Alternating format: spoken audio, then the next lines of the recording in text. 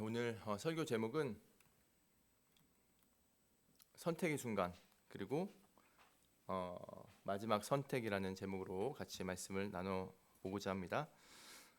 오늘 저희가 본문 다 읽지 않았어요. 근데 창세기 23장에 보시면 사라가 이제 죽는 장면이 나옵니다. 사라가 죽고 아브라함이 이 사라를 매장할 곳을 찾고 그리고 그 매장지를 또 구입하는 그런 본문의 내용인데, 근데 오늘 이 본문을 보면 단순히 사라가 죽는 장례를 치르는 그런 내용이 아니라 아브라함이 진짜 무엇을 선택했는가라는 것을 알 수 있는 아주 중요한 본문입니다. 그래서 오늘 이 본문을 가지고 같이 살펴볼 텐데, 여러분, 사람은 위기의 순간이 오면 그 사람이 진짜 무엇을 의지했는지 알 수가 있습니다. 평소에는 잘 안 보여요. 평소에는 믿음이 있는 것처럼 보이고 괜찮아 보이는데, 정말 결정적인 그 순간이 찾아오면 사람은 무엇인가를 선택한다라는 것입니다. 자, 인생에 큰 일이 터지면 이제 그 사람이 무엇을 붙들고 살았는지가 이제 딱 드러나게 된다라는 거예요. 왜냐하면 위기의 순간은 결국엔 반드시 뭐가 이루어질 수밖에 없나, 선택의 순간이 일어날 수밖에 없습니다. 제가 몇 년 전에 주의종 하기 전에 그래도 뜨거움에 이어폰 끼고 이렇게 길을 걸어가고 있었어요. 그런데 앞에 할머니가 가다가 제 앞에서 심하게 넘어지셨습니다. 완전 이렇게 넘어지셨어요. 제가 깜짝 놀랐어요. 이어폰을 빼고 놀래서, 근데 제가 순간 뜨거움에 찬양을 들었는데 구급차가 이렇게 지나가는 거야, 소리가. 근데 제가 하나님을 먼저 기도하고 해야 되는데 가장 먼저 눈이 어디로 돌아갔나? 구급차로 갔습니다. 저 빨리 좀 도와달라고 해야 되나? 그리고 나서 다행히 할머니가 좀 크게 안 다치셔가지고 좀 안정을 취한 다음에 다시 들어가셨는데, 순간 그 생각이 들었어요. 야, 진짜 정말 결정적인 순간에 내가 저기 구급차를 의지하고 있구나. 하나님께 기도하는 게 아니라. 그래서 저의 이 모습을 좀 반성했던 그 시간이 있었습니다. 그러니까 우리는 이 위기의 순간에 항상 무언가 선택한다라는 것이죠. 근데 그 선택이 쌓여서 결국 무엇을 만들어내는가? 바로 우리의 마지막 선택까지 이어집니다. 여러분, 성경에서는 마지막 선택을 굉장히 중요하게 여깁니다. 그래서 성경에 많은 인물들이 나오는데 마지막 선택을 잘못해서 아주 문제가 생겼던 사람들이 나오죠. 바로 사울하고 예를 들어서 가룟 유다도 있을 것 같습니다. 사울은 어땠습니까, 여러분? 사울은 처음에 굉장히 겸손했어요. 그래서 하나님께 또 사람들에게 이쁨 받았지만 끝으로 갈수록 무너집니다. 결정적인 장면은 죽기 직전이에요. 하나님께 묻지 않고 엔돌에 신접한 여인을 찾아갑니다. 그리고 모든 걸 그 안에서 해결하려고 해요. 자, 마지막 순간에 하나님이 아니라 다른 것을 붙잡고 있었다라는 것이죠. 여러분, 가룟 유다는 어땠습니까? 가룟 유다도 예수님을 잘 따라다녔지만 마지막에 어떻게 했어요? 예수님 부인했죠. 근데 저는 이 사울도 그렇고 가룟 유다도 그렇고 잘 하다가 마지막에 이렇게 결정적으로 하나님을 배신하는 이 행동을 했다고 생각하지 않습니다. 과정 가운데 분명히 선택의 순간이 잘못 이루어지는 그 순간들이 있었을 거예요. 그래서 오늘 본문은 여러분, 그래서 이 단순한 장래 이야기가 아니라는 것입니다. 이건 한 사람의 인생이 평생에 어떤 걸 선택하며 살아갔는지 보여주는 아주 믿음의 장면이라는 거예요. 여러분, 사라가 이제 죽습니다. 몇 살에 죽냐면 127세에 죽었어요. 그리고 어디서 생을 마쳤냐? 가나안 땅 헤브론에서 생을 마칩니다. 그래서 1절에 이렇게 나오죠. 사라가 127세를 살았으니 이것이 곧 사라가 누린 횟수라, 이렇게 말씀하고 있어요. 그리고 2절에 사라가 가나안 땅 헤브론 곧 기랏 아르바에서 죽음에 아브라함이 들어가서 사라를 위하여 슬퍼하며 애통하다가, 이렇게 말씀하고 있습니다. 여러분, 사라가 죽었습니다. 사랑하는 아내가 죽었어요. 여러분, 그런데 아브라함이 믿음의 조상이잖아요. 잠깐 우리가 살펴보자면 아브라함이 애통했다고 그렇게 말하고 있습니다. 그래서 우리가 보통 이렇게 생각할 수 있어요. 그래서 뜨겁게 믿음의 사람이 장례식장 갔는데 펑펑 울고 이럴 때에 우리가 천국에 볼 건데 왜 슬퍼하나, 믿음이 없는 것인가, 이렇게 생각할 게 아니라 육신의 이별에 슬픔이 있다라는 것입니다. 우리 믿음의 조상 아브라함도 이 모습을 보인 것처럼 우리도 여러분 이 슬픔 가운데 젖어 있을 수 있다라는 거예요. 그래서 슬퍼하다고 내가 믿음이 뭐 안 좋고 이런 게 아니라는 것입니다. 근데 육신의 이별은 여러분 슬퍼할 수 있는 거예요. 하지만 그 다음이 중요한 것입니다. 그 다음이 이 아브라함이 무엇을 하는가? 무엇을 선택해야만 했어요. 그 선택이 무엇인가? 사라를 어디에 묻을 것인가? 사라는 지금 우리가 오늘 말씀을 보면 어디에서 죽었다고 나옵니까? 가나안 땅에서 죽었어요. 가나안에서 죽었습니다. 그럼 여러분 가나안 땅에 죽었으니까 오늘 본문을 보면 제가 먼저 말씀드릴게요. 가나안 땅에 묻습니다. 사라를.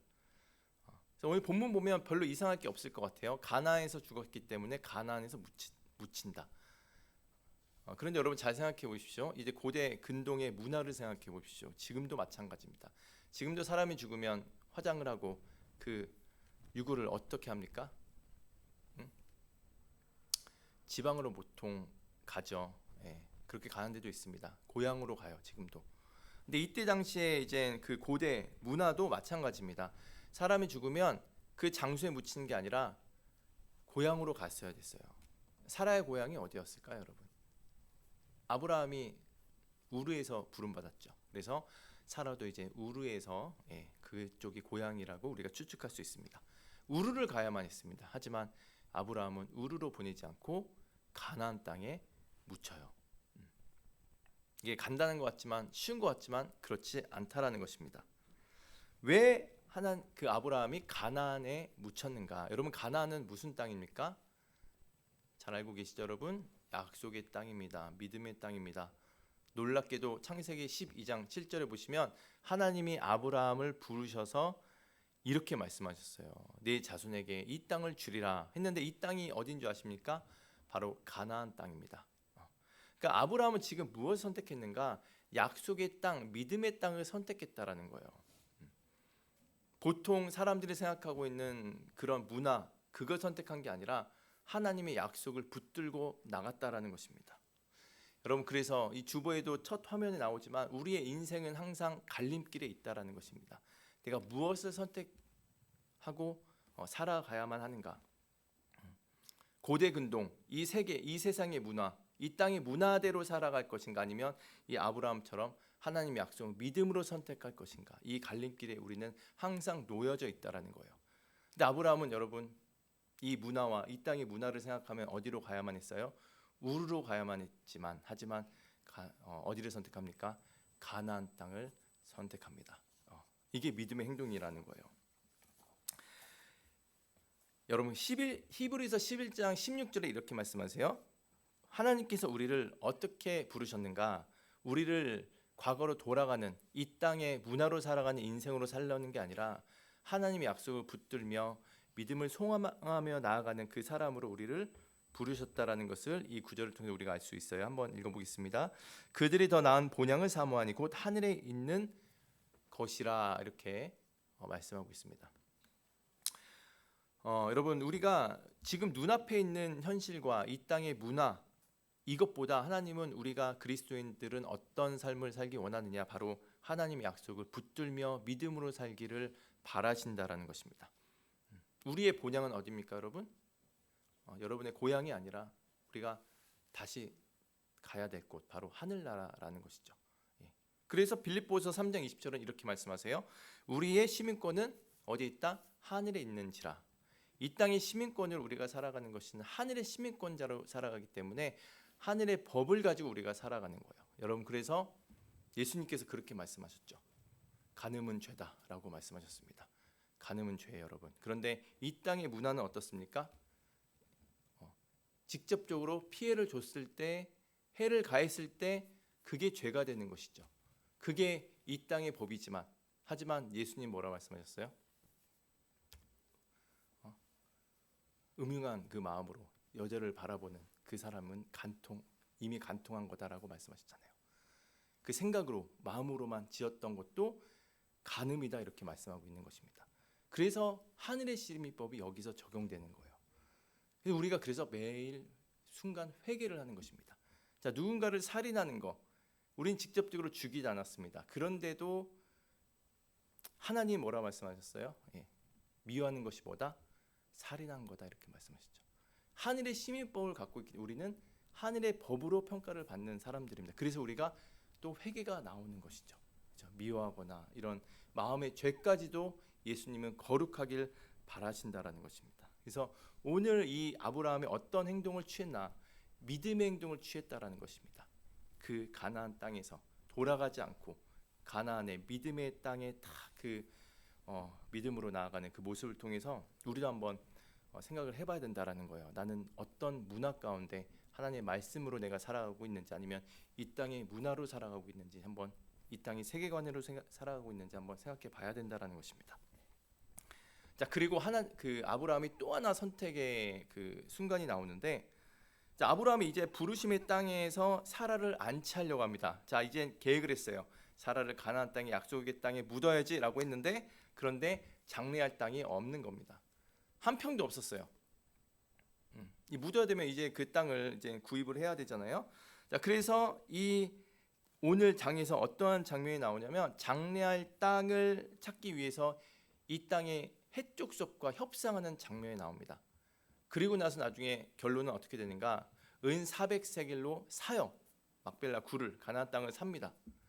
근데 그 과정 가운데 놀라운 일이 있어요. 그게 뭐냐? 해족속이 그냥 주겠다라는 거예요. 굳이 주겠다는데 안 받고 삽니다, 아브라함이. 그래서 이 장면이 여러분 우리가 좀 이해하기 어려울 것 같아요. 우리는 공짜 좋아하잖아요, 그죠 여러분? 여러분 땅 주면 덥석 받아야지. 왜 사냐라는 거죠, 이 아브라함이. 여러분 4절을 한번 볼게요. 4절을 보면은 PPT 났나? 예. 4절을 보면 이렇게 말씀하세요. 나는 나그네요, 내게 매장한 소유지를 주어서 내가 장사하게 하소서라고 그랬어요. 그때 6절 해축석이 뭐라고 그랬냐면 가져가세요 이럽니다. 당신은 우리의 지도자이니 우리 묘실 중에서 좋은 곳을 택해서 당신의 죽은 자를 장사하게 하소서라고 얘기합니다. 그냥 쓰세요. 우리 지도자이십니다라고 얘기를 하는데, 여러분 저와 여러분 같으면 어떻게 했을 거예요? 저 같으면 여러분 덥석 받을 것 같아요. 할렐루야. 아멘. 감사합니다 하나님. 하나님 창세기 12장에 내 자손 후손에게 주겠다 하셨잖아요. 근데 와, 현실이 돼버렸어. 그냥 누가 주겠대. 그러면 받아야죠. 아, 하나님의 섭리인가? 라고 생각할 수도 있는데 세상에 안 받습니다. 결국엔 얼마요? 하면서 은 400세겔이다고 이렇게 그 얘기를 듣고 거래를 합니다. 공식적인 거래를 해요, 여러분. 이해가 되십니까, 여러분? 이해가 되세요? 안 되죠. 받아야죠. 그래서 우리가 이 말씀을 이해하기 위해서는 마태복음 13장 44절의 이 비유를 우리가 생각해 봐야 됩니다. 이 비유를 보면 여러분 좀 이해가 가실 거예요.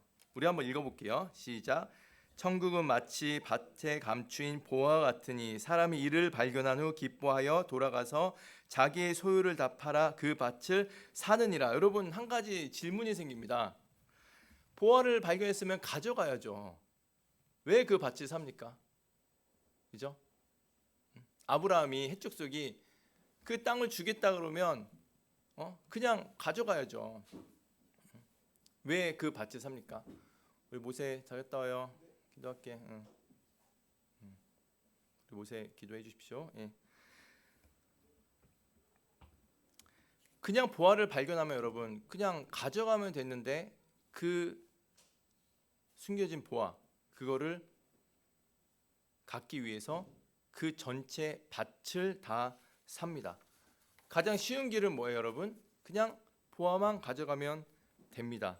그런데 그렇게 하지 않아요. 왜일까요? 왜 그 밭을 살까요? 그 사람이 보화가 있는데 보화만 달랑 갖고 오면 되는데 그 밭을 삽니다. 왜 그렇게 살까요, 여러분? 정답. 그 보화를 진짜 제대로 자기의 것으로 만들기 원하기 때문이에요. 진짜 그 보화를 내 거가 되길 원한다라는 것입니다. 그만큼 정말 가치 있다라는 것을 이 사람이 안 거예요. 이해가 되십니까, 여러분? 이해가 안 되시죠? 예. 여러분 그냥 주워온 것은 어떻게 될 수 있습니까? 문제가 될 수 있습니다. 그냥 주워온 것은 누군가의 것이 다시 될 수 있고, 그리고 뺏길 수도 있는 거예요. 하지만 값을 치른 것은 어떻게 됩니까? 그것은 완전히 다릅니다. 값을 치른 것은 내 것이 되는 거예요. 여러분, 예수님도 어떻게 하셨습니까? 우리를 위해서 값을 치르셨죠. 무슨 값? 십자가의 그 형벌에서 우리를 위해서 죽으신 그 값을 치르셨습니다. 많은 사람들이 그런 얘기해요. 굳이 예수님 십자가에 죽으셔야만 했을까? 그냥 말씀으로 모든 거 다 리셋, 용서하겠다 하면 끝날 수 있는데 왜 굳이 십자가를 지면서 그렇게 우리를 구원하시기 위해서 그 힘든 길을 가셔야만 했을까? 왜 그러셨을까요? 바로 값을 치르기 위해서입니다, 여러분.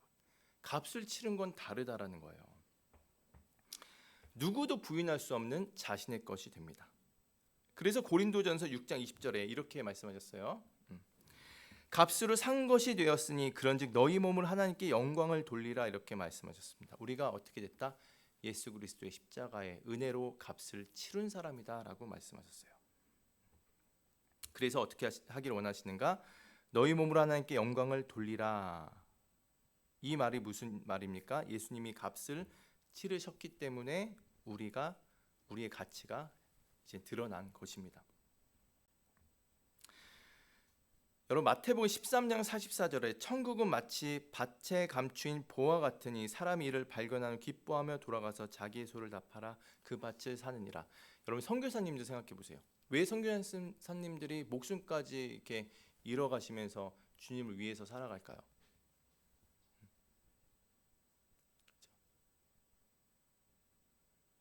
왜 그런가? 바로 그 감추인 보화를 발견했기 때문입니다. 지금 이 마태복음 13장 44절도 자기의 소유를 다 팔아서 그 밭을 사느니라. 이 말씀은요, 내가 가장 귀하다고 생각하는 것으로 그걸 산 거예요. 지금 이 우리 선교사님들 주님을 위해서 죽으신 분들도 뭡니까? 가장 귀한 가치 예수 그리스도의 보화를 발견했기 때문에 자신이 가장 소중하다고 생각하는 것을 다 주고 팝니다. 자, 오늘 아브라함은 어떻게 했어요? 아브라함이 그 막벨락을 가나안 땅이 결코 가벼운 땅이 아니라는 것을 알고 있었어요. 그것을 정말 갖기 위해서 그 가치를 알기 때문에 그 가나안 땅을 은 400세겔로 주고 삽니다. 왜? 진짜 자기 것으로 만들기 원했던 거예요. 정말 가치가 있었다라는 것입니다. 여러분, 아주 쉽게 이해하기 위해서 이 정도 이해되셨으면 넘어갈 수도 있을 것 같은데, 자, 로또를 한번 생각해 볼게요. 로또를 한번 여러분 생각해 보시죠. 로또를 어느 내 친구가 5,000원짜리 딱 로또를 한 겁니다. 그런데 이 친구가 이러는 거예요. 나 이거 안 될 것 같아. 이러는 거예요. 근데 딱 번호를 보니까 여러분, 이건 그냥 그 이해하라고 한 겁니다. 여러분이 딱 꿈에서 하나님이 번호를 딱 알려주셨어. 이해하기 위해서예요. 딱 6자리 알려줬는데 그 번호가 딱 있는 거야. 자, 그래서 그걸 발견했어. 근데 이 친구는 나 이거 그냥 안 될 것 같아. 그냥 너 가져라 이렇게 얘기했어요. 그 친구가. 여러분 어떻게 해야겠어요? 받아야죠. 근데 진짜 그 가치를 알았어요. 여러분, 그거 여러분이 될 거면 어떻게 해야 될까요? 그 정도. 진짜 친구네. 몇 억 달라고 할 걸. 자, 이 친구는 난 값 가치가 없다고 생각한 거지. 근데 만약에 5,000원짜리잖아요. 난 알아. 그러면 이 친구한테 그거 내가 100만 원 줄게. 나한테 사. 팔어. 그러면 이 친구가 팔까 안 팔까요? 팔지. 왜? 본인이 안 된다는 걸 알고 있었잖아. 팔았어. 샀어. 본인은 이거 대박이다 했을 거야. 근데 이 사람 안 거죠. 로또 이거 된다. 1등 된다. 만약에 여러분 안 사잖아요. 무슨 일이 일어납니까? 뉴스 나옵니다, 여러분. 나 준 적 없다. 나 그냥 얘가 뺏어갔다. 거래가 없으면 이런 일이 일어난다라는 거예요. 그래서 진짜 그 가치를 알기 때문에 그것을 샀다라는 것입니다. 그렇죠? 진짜 알기 때문에 그 가치를 그냥 갖지 않아요. 그래서 천국도 이와 마찬가지라는 것입니다, 여러분. 진짜 그 가치를 알면 나의 모든 것을 다 주님께 내어드릴 수 있는 거예요. 자, 그래서 이런 말씀하셨어요. 예수님께서 누가복음 14장 33절에 이렇게 말씀하셨어요. 너희 중에 누구든지 자기의 모든 소유를 버리지 아니하면 내 제자가 되지 못하리라, 이렇게 말씀하셨습니다. 이거 부담 주려는 게 아니에요, 여러분. 그만큼 가치 있다라는 것입니다. 나의 모든 소유를 버릴 만큼 그 구원의 가치가 그만큼 엄청 가치가 있다라는 거예요. 그걸 오늘 아브라함도 우리에게 보여주고 있습니다. 가치가 있기 때문에 그냥 준다고 해서 안 받은 거예요. 돈으로 산 겁니다. 그대로. 여러분의 그래서 구원의 이 가치가요, 여러분 공짜로 얻었다고 해서 싼 게 아니라는 것입니다, 여러분. 저렴한 게 아니에요. 엄청난 그 무게감이 있는 그 구원의 문제라는 것입니다. 그래서 에베소서 2장 8절 9절에 이렇게 말씀하세요. 너희가 그 은혜에 의하여 믿음으로 말미암아 구원을 받았으니 이것은 너희에게서 난 것이 아니요 하나님의 선물이라. 맞습니다. 구원은 100% 하나님의 은혜입니다. 그런데 바로 다음 구절 이어진 10절, 우리는 그가 만드신 바라 그리스도 예수 안에서 선한 일을 위하여 지으심을 받은 자니, 이렇게 말씀하고 있어요. 은혜로 시작된 구원은 반드시 그래서 뭘로 이어지는가? 그 무게를 아는 사람 여러분, 자기 것을, 소중한 것을 주님께 드리는 삶으로까지 이어진다라는 것입니다. 그래서 여러분이 생각하는 여러분이 가장 소중한 게 뭐가 있을까요, 여러분? 저는 충격적인 걸 한번 들은 적이 있어요. 그 베이직 교회에 보면 목사님이 예수 책 내셨죠? 조정민 목사님께서 설교하시는데 파란색 성경책이 있는 거, 그걸 들고 하시는 파란색 성경책. 그런데 난 그거 본 적이 없어요. 서점에 가도 파란색 성경책이. 그래서 이거 어떻게 사셨지? 그래서 찾아봤어요. 근데 구입이 가능한가라고 해봤는데 그 베이직 교회에서 어떤 청년, 결혼한 청년이 있는데 결혼했어요. 결혼하면 청년이 아니죠. 결혼했어요. 결혼했는데 신혼여행을 안 간 겁니다. 여러분, 결혼했는데 신혼여행 안 갈 수 있어요? 안 갈 수 있어요? 신혼여행 갈 돈을 성경책으로 바쳤어요. 성경책 제작을. 그러니까 자기의 정말 결혼에 소중한 것을 어떻게 했어요? 하나님께 내어드린 것이죠. 여러분, 다 그렇게 하라는 얘기가 아니라 그만큼 저는 이거 보고 진짜 대단한 부부다라는 생각을 했습니다. 자신의 정말 그 부부의 소중한 그 신혼여행을 하나님께 드린 거, 그게 바로 오늘 이 말씀과 같은 것이죠. 정말 천국의 그 보화를 발견하니까 이 사람이 어떻게 합니까? 기뻐하며 돌아가서, 아마 그 성경책 주님께 드렸을 때도 헌금 냈을 때도 아마 기뻐했을 겁니다. 그렇죠? 그 밭을 사느니라, 이렇게. 그래서 여러분에게 정말 소중한 게 무엇이 있을까요, 여러분? 여러분의 시간이 소중할 수도 있어요. 그렇죠? 그리고 여러분의 어떠한 삶도 소중할 수도 있습니다. 하지만 정말 예수님께서 원하시는 게 무엇인가? 우리가 그 말씀에 따라서 내 것을 정말 그 보화를 발견했다면 내어드릴 수 있어야 된다라는 것입니다, 여러분. 가장 소중한 거, 여러분. 그렇죠? 그래서 우리 청년부 모든 분들이 이 은혜 안에 있었으면 좋겠어요. 은혜는, 구원받은 은혜는 가벼운 게 절대 아니라는, 공짜라고 해서 가벼운 게 아니라는 거, 여러분. 예수님께서 그 형벌을 위해서 십자가를 지심으로써, 그렇죠? 우리에게 엄청난 가치를 우리에게 부여해 주셨습니다. 그래서 우리 모든 청년분들이 이 보화 같은 숨겨진 보화를 매일매일 발견해서 여러분의 가장 소중한 것도 드리고, 주님을 사랑함으로 이 믿음 생활이 계속해서 이어짐으로써 하나님의 그 기쁨이 되시는 우리 청년 여러분들 다 되시기를 예수님의 이름으로 축원해 드립니다. 같이 기도하겠습니다.